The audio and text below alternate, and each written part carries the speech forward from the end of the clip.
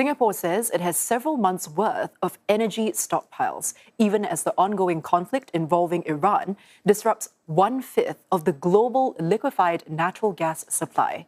But despite the buffer, it warns that Singapore's electricity prices could still rise. This from the country's Minister in charge of Energy and Science and Technology in CNA's Deep Dive podcast.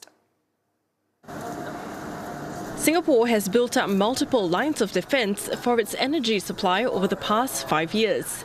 These include locally harnessed solar energy, diversifying LNG sources from countries such as the US and Australia, and importing renewable energy through the ASEAN power grid.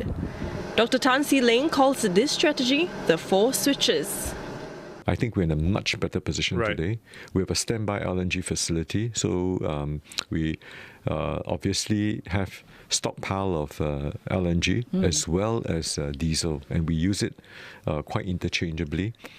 Should the supply of natural gas gets curtailed, we can actually switch over to diesel. The exact amount is a matter of our own security, so I'm not at liberty to share it to the public, but I think it's enough to last for months. Despite these moves, he warns that Singaporeans must be prepared to pay more for electricity if tensions in the Middle East continue. But what the government can do is to take lessons learned from the Russian-Ukraine war and prevent sharp spikes. That's through measures like a temporary price cap mechanism and the Temporary Electricity Contracting Scheme, or TREX.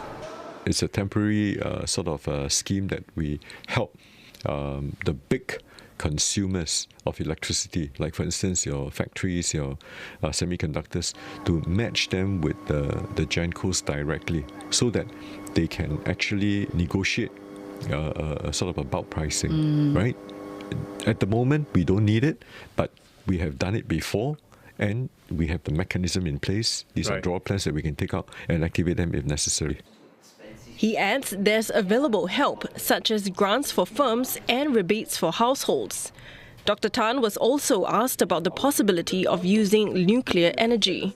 Have we come to a point where, an inflection point where we must accelerate our own self-reliance, like do more than what you say we have already done? It's a question of waiting for the technology, first and foremost, to be miniaturized, which is, we're talking about advanced nuclear technology, to be modularized and to be commercially viable. So today, the physics work, the engineering works.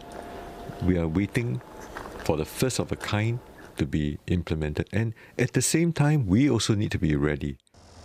Some international experts say Singapore is ready for nuclear energy, but Dr. Tan says more still needs to be done.